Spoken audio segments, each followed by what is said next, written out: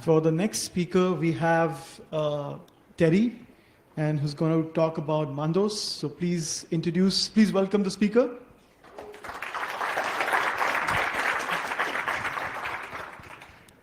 Thank you. I can't see my slides from here, so I'll have to read from the same display as you.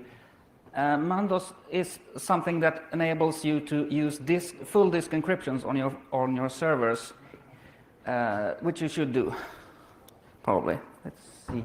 Yeah, if you use physical or bare metal hardware, and you have more than one physical machine, then you can, and you want to use full disk encryption, which you should do, then you should use Mandos because it enables you to do that. If you don't already use full disk encryption, you probably should. But if the only reason you wasn't doing that because you couldn't, then Mandos will probably help you do that. So the problem with running full disk encryption is normally that you can't type in the password if the server reboots. But Mandos solves that problem. One running machine can send the password to the other machine which is booting up, which needs the password. So if one machine reboots, the other machine can send the password, and then the first machine can run the reboot and get the password from the second machine. So two machines can reboot and still be secure, both of them with full disk encryption. And if both machines are turned off, let's see, dang it. Yeah, and the crucial thing is there's no interactivity here. You don't have to approve, although you can configure it to do it so. You don't have to, and normally it doesn't require approval. Yes. It's basically invisible once you install and configure it. It just reboots normally. You don't have to see anything. It's just password prompts appear and then it disappears. You don't have to type in anything.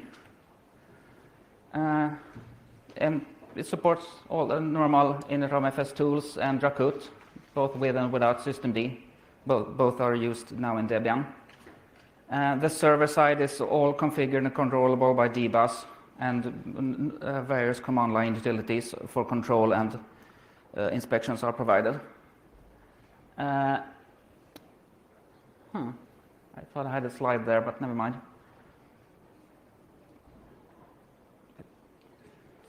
Let me check here. I think I'm skipping a slide. No, I guess not. There are various objections to this protocol because everyone thinks that, wait, isn't that insecure? But no, it's actually not insecure. We use TLS encrypted communication with perfect for security, and that data that is transmitted is not a clear text password, even though it's TLS encrypted. It's double encrypted because the data that's transmitted is OpenPGP encrypted. So it's quite easy to install. It's been in Debian and Ubuntu for about 10 years. No, maybe 5. I can't remember. Many years, in any case. So if you want to just install it, you can just install it from a normal Debian or Ubuntu repository, or you can use our private package index from instructions are on that website. Dang it, I think I skipped some slides. Yeah. These keys. Okay, let's see. Slides, yes. Here we go. Mandos has a threat model that's probably what your threat model is also, because what you really want to protect from is what you could reasonably assume to happen. That is, someone coming in, taking all your servers and running off with them, turned off. And if that happens, if you don't have full disk encryption, then of course they can read all your disks. But if you have Mandos, then since both servers are then turned off, the disks are fully encrypted, and someone have to type in password to either one of the servers to get both up. So in that case, that's secure. So in that normal expected case, it's just as secure as normal full disk encryption. Of course, so as I said, in that case it fails safe. It's like it deadlocks both the servers if both are turned off. Yeah, and if you currently do not run full disk encryption, then you probably use full disk encryption with Mandos anyway, because at least that's better than nothing. And in theory, there is one weakness, because you could, in theory, take one server offline, inspect the init ROM FS and extract the secret key within a very short timeout, and then use that to unlock the other server. But you'd have to assume very sophisticated attackers to do that. And if your attackers were very sophisticated, they could just as well do a cold boot attack and read the keys directly from RAM. So that's not really what we aim to protect against. What we aim to protect against is the usual expected attack of somebody turning off both servers and making off with them. And of course, if you want to, you can configure Mandos to require approval for each reboot. So you can, okay, some server wants to boot up, and you have to log in and say, yes, allow this server. You don't have to type in the password, you just have to allow it to boot. And then it's just as secure again. But of course, then you can't reboot while you sleep. And that's the installation instruction, basically. It's very easy. I think that's it. I'm just mostly here because I want to promote awareness that this system exists, because I see many people running servers and not using full disk encryption because they think they have to type in the password every time they reboot, which, you know, with remote servers or servers not in their room, you can't do that. But with Mandos you can. So I'm just putting it out there. This exists, and it has existed for like 10 years, but not very well known still. I think that's about it.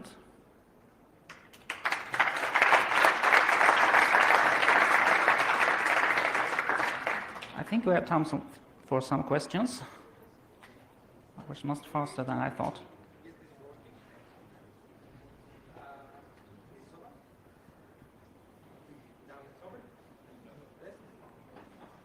I can't hear anything from my microphone. I don't think it's working. This should be ready. Let me come from the others. Oh, yeah. Now I think it's working. Just to make sure that I understood correctly, so if I have two machines and both of them are down, then to start it again, there will be a password that has to be entered, right? If both are down... Not for every reboot, but if it happens that all the machines are down at the same time... Then they have to type in password for at least one of them. Then that one can automatically respond with passwords to the other ones. Okay. And that's... I read that said it was GPG encryption. Is that the way... Is that the key? This is GPG encryption? We use both TLS encryption for the actual network communication, but the thing that is communicated over that encrypted channel is OpenPGP encrypted data. Okay, thank you. Thank you very much. I think I saw a question. Thank you for your talk. I have two questions. The first one is, how do you provision the TLS certificates and the PGP keys for the communication? They are automatically generated when you install, and then you manually configure the system with the fingerprints of all the keys. But don't you have to copy them or send them to some key server?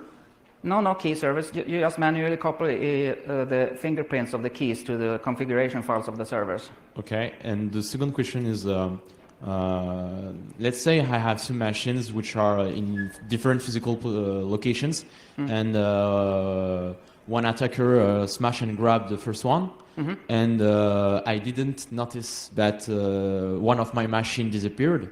Can he reboot it over the network and get access to it by trying to send some packets to the over machine which can send back the password? Well, if he's really fast, he can do that, but not normally. There's a timeout. But he's shaking his head no here, Mr. Co-author here. Tell me, why? Local network.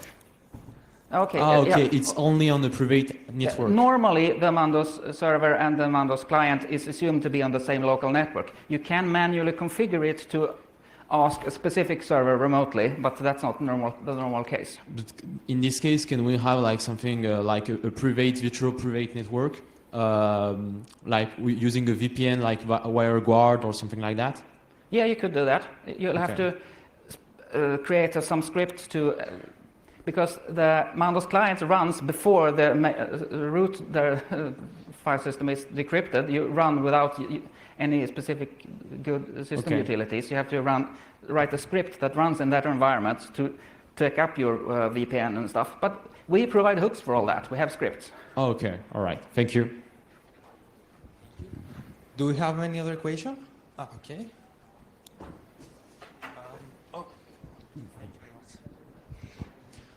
For the TLS connection, do you have client authentication?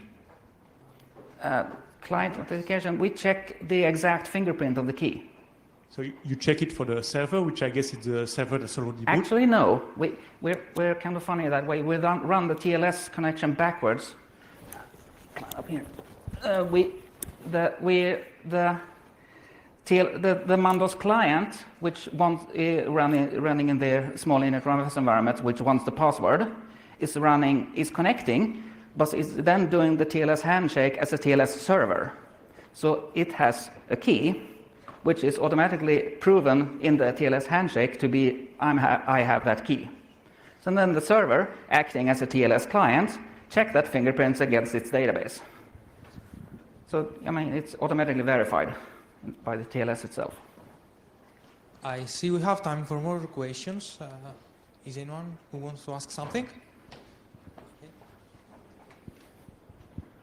I have a machine which doesn't have full disk encryption, which is really bad. How can I easily migrate it to full disk encryption? Like, is there some tooling you provide, or is there something which can... We don't provide the actual full disk encryption. We use the normal Linux full disk encryption system. We just provide the hooks, which provides the password at boot time when it needs it. Okay. So if you just convert to normal full disk encryption, you can then install that and use it. Mandos. All right. Anyone else? Do we have any question? We have some time, so... Okay, I don't see any hands, so thank you, Teddy, for the talk. Thank you.